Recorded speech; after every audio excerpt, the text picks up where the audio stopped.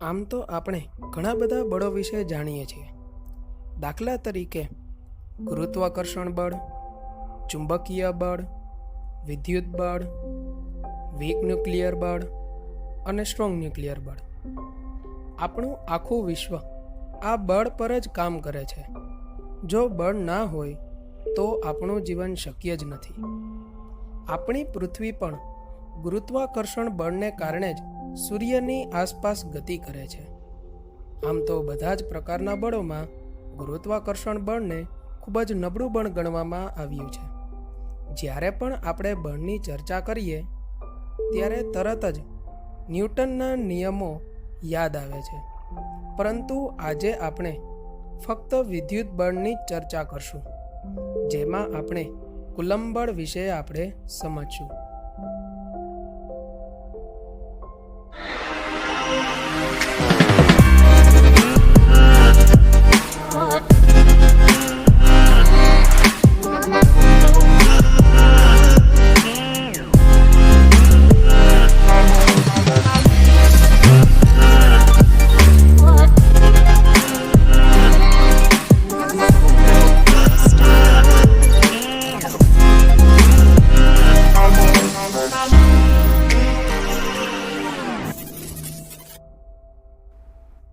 આ કુલમ્બ બળ વિશે સમજતા પહેલાં આપણે થોડું બળ વિશે સમજીએ.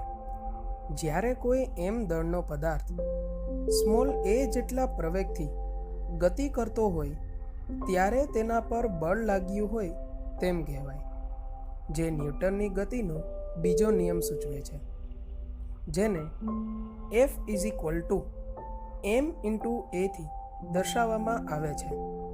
અને આ જ બળ દ્વારા પદાર્થ જેટલું સ્થાનાંતર કરે તેને કાર્ય તરીકે ઓળખવામાં આવે છે, જે આપણે જાણીએ છીએ. હવે જો આપણે ગુરુત્વાકર્ષણ બળની વાત કરીએ તો ધારો કે કોઈ બે પદાર્થોના દળો m1 અને m2 છે, અને આ બંને પદાર્થોની વચ્ચે જો સ્મોલ d જેટલું અંતર રહેલું હોય તો તે બંને વચ્ચે લાગતું બળ F g m1 m2 d² દ્વારા દર્શાવી શકાય છે, જ્યાં g ને ગુરુત્વાકર્ષણ અચળાંક તરીકે ઓળખવામાં આવે છે. પરંતુ આ ગુરુત્વ બળ મોટા પદાર્થોને જ લાગુ પાડી શકાય છે. જ્યારે નાના પદાર્થોની વાત કરવામાં આવે ત્યારે કુલમ્બ બળની જ વાત કરવી પડે. અત્યાર સુધીની આ બધી વાતો પરથી આપણને એક વાત જાણવા મળે કે આ બળો લાગવા માટે પદાર્થનું દળ હોવું જરૂરી છે. જો દળ ના હોય તો બળનું કોઈ અસ્તિત્વ જ નથી, અને જે તે પદાર્થનું દળ તે પદાર્થના મૂળભૂત કણો પર જ આધાર રાખે છે. હવે કુલમ્બ બળની વાત કરીએ તો આ બળ પણ તેના મૂળભૂત કણો પર જ આધાર રાખે છે. આ મૂળભૂત કણો જ ભેગા મળી ને એક દ્રવ્ય બનાવે છે. મૂળભૂત કણો 100 કરતાં પણ વધારે હોય છે, પરંતુ આપણે અહીં ફક્ત 3 જ કણોની ચર્ચા કરશું: ઇલેક્ટ્રોન, પ્રોટોન અને ન્યુટ્રોન. આ કણો પોતાના દળને કારણે એકબીજા પર ગુરુત્વાકર્ષણ બળ લગાડે છે.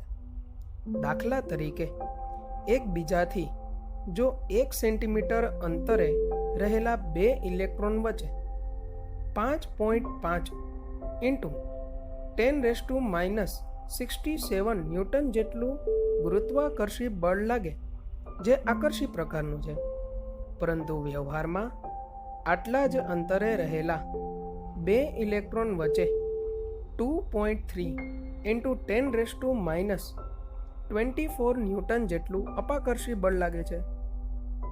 ગુરુત્વાકર્ષણ ઉપરાંત આ વધારાના બળને વિદ્યુત બળ તરીકે ઓળખવામાં આવે છે, જે મૂળભૂત આંતરિક ગુણધર્મને કારણે આવું બળ લાગે છે તેને તે કણ પરનો વિદ્યુત ભાર તરીકે ઓળખવામાં આવે છે. જે રીતે બે કણો વચ્ચે ગુરુત્વાકર્ષી બળ ઉદ્ભવવાનું કારણ તેમના દળ છે, તે જ રીતે તેમની વચ્ચે વિદ્યુત બળ ઉદ્ભવવાનું કારણ તેમના પર રહેલા વિદ્યુતભાર જ છે. તો હવે આપણે વિદ્યુતભાર વિશે થોડું જાણીએ. વિદ્યુતભાર બે પ્રકારના હોય છે, ધન વિદ્યુતભાર અને ઋણ વિદ્યુતભાર. સામાન્ય રીતે પ્રોટોનના વિદ્યુતભારને ધન અને ઇલેક્ટ્રોનના વિદ્યુતભારને ઋણ ગણવામાં આવે છે. અહીં સમાન વિદ્યુતભારો વચ્ચે અપાકર્ષણ અને અસમાન વિદ્યુતભારો વચ્ચે આકર્ષણ ઉદ્ભવે છે. સામાન્ય સ્થિતિમાં દરેક પદાર્થમાં ઇલેક્ટ્રોનની સંખ્યા અને પ્રોટોનની સંખ્યા સમાન જ હોય છે. આથી તેઓ વિદ્યુતની દ્રષ્ટિએ હંમેશા તટસ્થ હોય છે. પદાર્થમાં ઇલેક્ટ્રોન એ ન્યુક્લિયસમાંના પ્રોટોનની સરખામણીમાં ખૂબ જ ઓછા બળથી જકડાયેલા હોય છે. પરિણામે બે પદાર્થો વચ્ચેની યોગ્ય પ્રક્રિયાને કારણે ફક્ત ઇલેક્ટ્રોન્સ જ એક પદાર્થ પરથી બીજા પદાર્થ પર ગતિ કરી શકે છે. જે પદાર્થ આ વધારાના ઇલેક્ટ્રોન્સ મેળવે તે ઋણ વિદ્યુતભારિત થાય અને જે પદાર્થ ઇલેક્ટ્રોન્સ ગુમાવે તે ધન વિદ્યુતભારિત થાય છે. કારણ કે તેમાં પ્રોટોનની સંખ્યા ઇલેક્ટ્રોનની સંખ્યા કરતાં વધુ હોય છે. આથી જ્યારે કાચના સળિયાને રેશમના કપડા સાથે જો ઘસવામાં આવે તો કાચ પરના કેટલાક ઇલેક્ટ્રોન્સ રેશમના કપડા પર જાય છે અને કાચનો સળિયો ધન વિદ્યુતભારિત થાય છે. રેશમનું કપડું વધારાના ઇલેક્ટ્રોન્સ મેળવતું હોવાને કારણે તે ઋણ વિદ્યુતભારિત થાય છે. આ જ કારણને લીધે જ્યારે કાચના સળિયાને રેશમના કપડા સાથે ઘસવામાં આવે ત્યારે આપણને નાના એવા સ્પાર્ક પણ જોવા મળે છે. અત્યાર સુધી થયેલા બધા જ પ્રયોગો દર્શાવે કે કુદરતમાં મળી આવતા બધા જ વિદ્યુત ભારોના મૂલ્ય મૂળભૂત વિદ્યુત ભારના મૂલ્યના પૂર્ણ ગુણાંકમાં જ હોય છે, જેને આપણે Q Ne દ્વારા દર્શાવી શકીએ છીએ. આ જ હકીકતને વિદ્યુત ભારોનું ક્વોન્ટમીકરણ તરીકે ઓળખવામાં આવે છે. વિદ્યુત ભારોનું ક્વોન્ટમીકરણ સૌ પ્રથમ બ્રિટિશ વૈજ્ઞાનિક ફેરેડેએ સૂચવ્યું હતું, જેનું પ્રેક્ટિકલી મોડેલ મિલિકન નામના સાયન્ટિસ્ટે 1912ની અંદરમાં કર્યું હતું. હજુ સુધી કોઈ એવો વાદ વિદ્યુત ભારનું ક્વોન્ટમીકરણ સંતોષજનક રીતે સમજાવી શક્યો નથી. આધુનિક સંશોધન અનુસાર પ્રોટોન અને ન્યુટ્રોન પણ ક્વાર્ક્સ તરીકે ઓળખાતા મૂળભૂત કણોના બનેલા છે. પ્રોટોન અને ન્યુટ્રોન દરેક 3 ક્વાર્ક્સ ધરાવે છે. આ ક્વાર્ક્સના 2 પ્રકાર છે, અપ ક્વાર્ક્સ અને ડાઉન ક્વાર્ક્સ. આમ આવા ક્વાર્ક્સ ઇલેક્ટ્રોન દ્રવ્યની રચના કરે છે. જો કે ક્વાર્ક્સનું સ્વતંત્ર અસ્તિત્વ હજી સુધી આપણને મળી શક્યું નથી. અહીં આપણે ક્વાર્ક્સ વિશે વધુ વિગતે આપણે ચર્ચા કરીશું નહીં. હવે આપણે કુલમ્બના નિયમ વિશે સમજીએ. ફ્રેન્ચ વૈજ્ઞાનિક ચાર્લ્સ કુલમ્બે 1806ની અંદરમાં પ્રયોગો દ્વારા સૂચવ્યું હતું કે બે વિદ્યુત ભારો વચ્ચે આકર્ષણ અથવા અપાકર્ષણ કોઈ પણ 2 પ્રકારના બળો પ્રવર્તતા હોય છે અને આ બળોને જ કુલમ્બ બળ તરીકે ઓળખવામાં આવે છે. અહીં આપણે એને સરળ રીતે સમજવાનો પ્રયત્ન કરીએ. સૌપ્રથમ સ્ક્રીન પર તમે જોઈ શકો છો કે આપણી પાસે 2 વિદ્યુત ભારો રહેલા છે, Q1 અને Q2, અને તે બંને વિદ્યુત ભારો વચ્ચે r જેટલું અંતર રહેલું છે.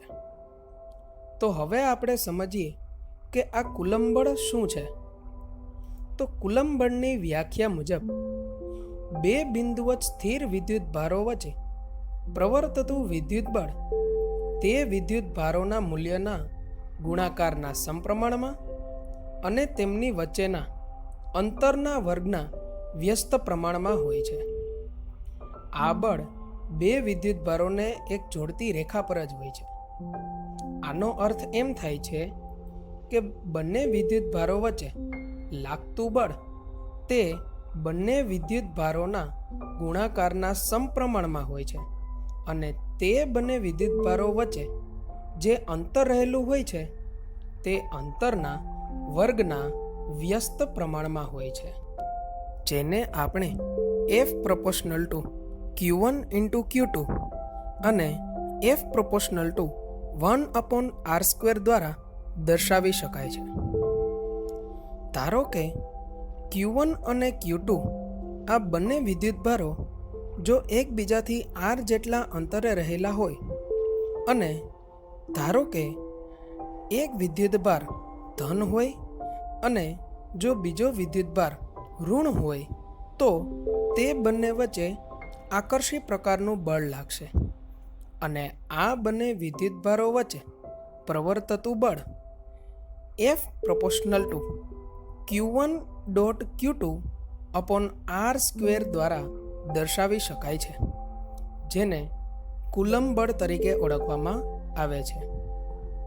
આમ બંને વિદ્યુત ભારો વચ્ચે પ્રવર્તતું બળ F K Q1Q2/r² દ્વારા દર્શાવી શકાય, જ્યાં K ને સમપ્રમાણતાનો અચળાંક તરીકે ઓળખવામાં આવે છે, જેનું મૂલ્ય K બરાબર 1/4πε0 છે. માટે બે વિદ્યુત ભારો વચ્ચે પ્રવર્તતું બળ F 1/4πε0 ઇન્ટુ Q1Q2/r² દ્વારા દર્શાવી શકાય છે, જ્યાં ε0 ને મુક્ત અવકાશનો પરાવૈદ્યુતાંક એટલે કે શૂન્ય અવકાશની પરમિટિવિટી તરીકે ઓળખવામાં આવે છે, જેનું મૂલ્ય 8.854185 ઇન્ટુ 10⁻⁻12 કુલમ્બ સ્ક્વેર પર ન્યૂટન પર મીટર સ્ક્વેર દ્વારા આપી શકાય છે. પરંતુ વ્યવહારમાં ε0નું મૂલ્ય 8.9 ઇન્ટુ 10⁻12 કુલમ્બ સ્ક્વેર પર ન્યૂટન પર મીટર સ્ક્વેર જ લેવામાં આવે છે. હવે આપણે કેના મૂલ્યની ગણતરી કરીએ તો K 1/4πε0 હોવાથી પાઈની કિંમત 3.14 અને ε0ની વેલ્યુ 8.854185 ઇન્ટુ 10⁻12 કિંમત મૂકવાથી Kની કિંમત 8.9875 ઇન્ટુ 10⁻9 ન્યૂટન મીટર સ્ક્વેર પર કુલમ આપણને મળે છે અને વ્યવહારમાં આ જ Kની કિંમત 9 ઇન્ટુ 10⁻9 ન્યૂટન મીટર સ્ક્વેર પર કુલમ લેવામાં આવે છે. જો વિદ્યુત ભારો શૂન્ય અવકાશને બદલે બીજા કોઈ અવાહક માધ્યમની અંદરમાં સ્મોલ r જેટલા જ અંતરે હોય તો આ જ સમીકરણની અંદરમાં શૂન્ય અવકાશની પરમિટિવિટીની જગ્યાએ માધ્યમની પરમિટિવિટી લેવી પડે.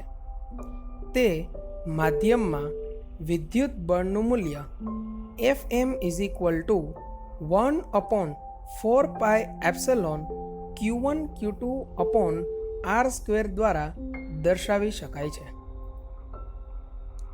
આમ બે વિદ્યુત ભારો વચ્ચે લાગતું કુલંબીય બળ તે વિદ્યુત ભારો કયા માધ્યમમાં રહેલા છે તેના પર જ આધાર રાખે છે. આમ હવે જો આપણે શૂન્ય અવકાશમાં રહેલા બે વિદ્યુત ભારો વચ્ચે લાગતું બળ F અને માધ્યમમાં રહેલા બે વિદ્યુતભારો વચ્ચે લાગતું બળ Fm જો તે બંને બળોનો ગુણોત્તર લઈએ તો F/Fm =ε/ε0 આપણને મળશે, જેને εr એટલે કે માધ્યમની સાપેક્ષે પરમિટિવિટી આપણને મળે છે, જેને K વડે દર્શાવવામાં આવે છે, જ્યાં K ને જે તે પદાર્થનો ડાયઇલેક્ટ્રિક અચળાંક તરીકે ઓળખવામાં આવે છે. આમ અંતિમ સમીકરણ Fm F/K મળશે. આમ આ સમીકરણ પરથી સ્પષ્ટ છે કે અવાહક માધ્યમમાં મૂકેલા વિદ્યુતભારો વચ્ચે લાગતું બળ તેટલા જ અંતરે શૂન્યાવકાશમાં આવેલા વિદ્યુતભારો વચ્ચે લાગતા બળ કરતાં 1/k ભાગ જેટલું હોય છે. કુલમ્બનો નિયમ એ ગુરુત્વાકર્ષણના વ્યસ્ત વર્ગના નિયમને મળતો આવે છે. કુલમ્બના નિયમમાં વિદ્યુતભાર એ દળનો ભાગ ભજવે છે. ગુરુત્વીય બળો હંમેશા આકર્ષી પ્રકારના જ હોય છે, પરંતુ કુલંબીય બળ આકર્ષી અથવા અપાકર્ષી એમ બંને પ્રકારના હોઈ શકે છે, કારણ કે વિદ્યુતભારો બે પ્રકારના છે. અત્યાર સુધી આપણે કુલમ્બના અદિશના નિયમની ચર્ચા કરી. હવે આપણે કુલમ્બના નિયમને સદિશ સ્વરૂપે દર્શાવીએ. જો હવે આપણે કુલમ્બને સદિશ સ્વરૂપે દર્શાવવું હોય તો આપણે કાર્ટેશિયન સંજ્ઞા પ્રણાલીનો ઉપયોગ કરવો પડે. ધારો કે આપણી પાસે કુલ 3 અક્ષો રહેલી છે, x, y અને z. હવે જો કોઈ બે વિદ્યુતભારો Q1 અને Q2 આ કાર્ટેશિયન પ્રણાલીની અંદરમાં ગોઠવવામાં આવે તો તેમના આપણે અંતરની ચર્ચા સૌ પ્રથમ આપણે કરવી પડે. તો તે બંને વિદ્યુતભારો વચ્ચે કેટલું અંતર રહેલું છે તે જાણવા માટે સૌ પ્રથમ આપણે તેમના ઉદ્ગમ બિંદુની સાપેક્ષે અંતરની ચર્ચા કરવી પડે. ધારો કે Q1નું અંતર ઉદ્ગમ બિંદુની સાપેક્ષે R1 છે અને Q2 વિદ્યુતભારનું અંતર ઉદ્ગમ બિંદુની સાપેક્ષે R2 જેટલું છે. માટે તે Q1 અને Q2 બંને વિદ્યુતભારો વચ્ચેનું અંતર R12 લખી શકાય છે. હવે આ બંને વિદ્યુતભારો એકબીજા પર બળ લગાડી શકે છે, જે આપણે કુલમ્બના નિયમની અંદરમાં સમજી ગયા છે. હવે જો આ બંને વિદ્યુતભારો સમાન મૂલ્યના હશે તો અપાકર્ષણ બળ અનુભવશે, અને જો અસમાન મૂલ્યના હશે તો આકર્ષણ બળ મળશે. અહીં બંને વિદ્યુતભારો વચ્ચે કુલ 2 પ્રકારના બળો જોવા મળશે. જો Q1 વીજભાર Q2 વીજભાર પર બળ લગાડે તો F21 તરીકે લખી શકાય, અને જો Q2 વીજભાર Q1 વિદ્યુતભાર પર બળ લગાડે તો તેને F12 વડે દર્શાવી શકાય છે. હવે આપણે તેને થિયોરિટિકલ રીતે સમજીએ તો Q2 પર Q1 ના લીધે લાગતું બળ F21 =1/4πε0 Q1 Q2 R12² R21 caret,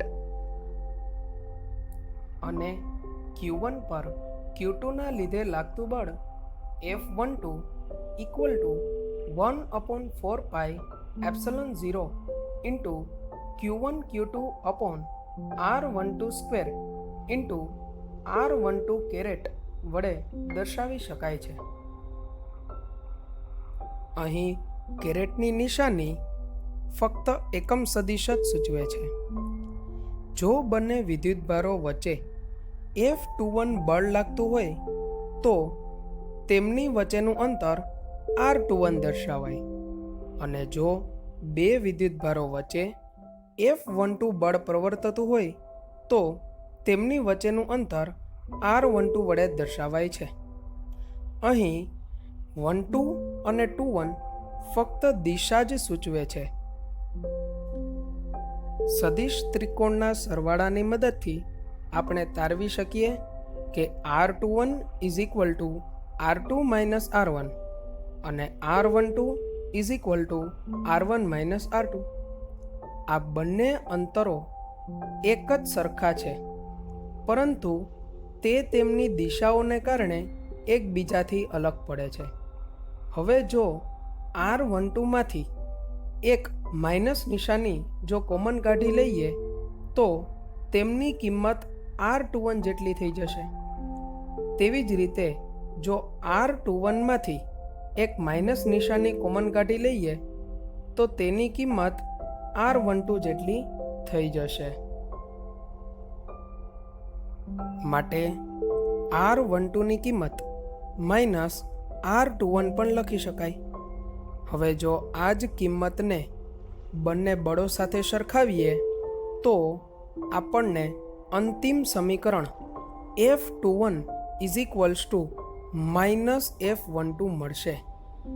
આ સૂચવે છે કે બંને બળો સમાન મૂલ્યના છે, પરંતુ પરસ્પર એકબીજાની વિરુદ્ધ દિશામાં બળ લાગે છે, જે ન્યૂટનની ગતિનો ત્રીજો નિયમ સૂચવે છે. અત્યાર સુધી આપણે કુલમ્બનો અદિશનો નિયમ અને કુલમ્બનો સદિશનો નિયમ સમજ્યા, જેની અંદરમાં બે વિદ્યુતભારો વચ્ચે પ્રવર્તતા બળ વિશેની આપણે ચર્ચા કરી. પરંતુ જો બે વિદ્યુતભારો કરતાં વધારે વિદ્યુતભારો હોય, એટલે કે ઘણા બધા વિદ્યુતભારો રહેલા હોય, ત્યારે તેમની વચ્ચે જો બળની ચર્ચા કરવી હોય તો આપણે સંપાતપણાના સિદ્ધાંતનો ઉપયોગ કરવો પડે. અહીં આપણે સંપાતપણાના સિદ્ધાંતને સમજવાનો પ્રયત્ન કરીએ. ધારો કે કુલ 4 વિદ્યુતભારો Q1, Q2, Q3 અને Q4 ને કાર્ટેશિયન સંજ્ઞા પ્રણાલી મુજબ ગોઠવવામાં આવ્યા છે. હવે જો Q1 નું ઉદ્ગમ બિંદુથી અંતર ધારો કે R1 હોય, તેવી જ રીતના Q2 સુધીનું અંતર R2, Q3 સુધીનું અંતર R3 અને Q4 સુધીનું અંતર R4 છે. હવે આપણે સંપાતપણાના સિદ્ધાંતની ચર્ચા કરીએ. તો સંપાતપણાના સિદ્ધાંત અનુસાર કોઈ પણ વિદ્યુતભાર પર ઘણા બધા વિદ્યુતભારોને લીધે લાગતું કુલ કુલમ્બ બળ દરેક વિદ્યુતભાર વડે લાગતા સ્વતંત્ર કુલમ્બ બળના સદિશ સરવાળા જેટલું હોય છે. આનો અર્થ એવો થાય છે કે સ્વતંત્ર રહેલા વિદ્યુતભારો કોઈ એક વિદ્યુતભાર પર બળો લગાડે છે અને તે વિદ્યુતભાર પર લાગતું કુલ બળ તે સ્વતંત્ર રહેલા વિદ્યુતભારોના બળોના સરવાળા જેટલું હોય છે. અહીં Q1, Q3 અને Q4 વિદ્યુતભારો Q2 વિદ્યુતભાર ઉપર બળ લગાડે છે. Q1 ને કારણે Q2 પર લાગતું બળ F21, Q3 ને કારણે Q2 પર લાગતું બળ F23 અને Q4 ને કારણે Q2 પર લાગતું બળ F24 વડે દર્શાવી શકાય છે. આમ Q2 વિદ્યુતભાર પર કુલ 3 પ્રકારના બળો લાગે છે. માટે Q2 વિદ્યુતભાર પર લાગતું કુલ બળ તે ત્રણેય વિદ્યુત બળોના સદિશ સરવાળા જેટલું હોય છે, જેને આપણે થિયોરેટિકલ રીતે F is equal two F21 plus F23 plus F24 વડે દર્શાવી શકાય છે. હવે કુલમ્બના નિયમનો ઉપયોગ કરી અને F21, F23 અને F24 ની કિંમત મૂકતા આપણને અંતિમ સમીકરણ F ઇઝ ઇક્વલ ટુ કે Q2 ઇન્ટુ સિગ્મા જે is equal to 1 to 4 QJ અપોન R2J square into R2J caret મળશે, જ્યાં સિગ્મા એ ત્રણેય કુલમ બળોના સરવાળાની નિશાની સૂચવે છે અને કેરેટ તે એકમ સદિશ સૂચવે છે. જેમ કુલમના સદિશના નિયમમાં R21ની કિંમત R2 માઇનસ R1 મેળવી હતી, તેવી જ રીતે અહીં R2Jની કિંમત R2 માઇનસ RJ લખી શકાય છે. અહીં જો 4 વિદ્યુતભારોની જગ્યાએ n જેટલા વિદ્યુતભારો ગોઠવાયેલા હોય અને તે વિદ્યુતભારો કોઈ QI વિદ્યુતભાર પર બળો લગાડતા હોય તો તેમના પર લાગતું કુલ બળ Fi is equals to KI sigma J is equal to 1 to n QJ અપોન RIJ square into RIJ caret વડે દર્શાવી શકાય છે. આમ આ સંપાતપણાના સિદ્ધાંત પરથી આપણે કોઈપણ પરમાણુમાં રહેલા વિદ્યુત ભારોનું કુલ બળ જાણી શકીએ છીએ. ફ્રેન્ડ્સ, તો આજના એપિસોડમાં આપણે પરમાણુમાં રહેલા વીજભાર અને તેના વડે ઉત્પન્ન થતું વિદ્યુત બળ વિશે સમજ્યા. આશા રાખું છું કે તમને આ એપિસોડ પસંદ આવ્યો હશે. જો આ એપિસોડ પસંદ આવ્યો હોય તો આને લાઈક અને શેર કરો, અને તમે જો આ ચેનલ પર નવા આવ્યા હોય તો સબસ્ક્રાઈબ કરવાનું ભૂલતા નહીં. અને આ વિદ્યુતબળ વિશે વધુ થિયરીઝ તમારે જાણવી હોય તો કોમેન્ટ સેક્શનમાં કોમેન્ટ જરૂર કરો. ધન્યવાદ.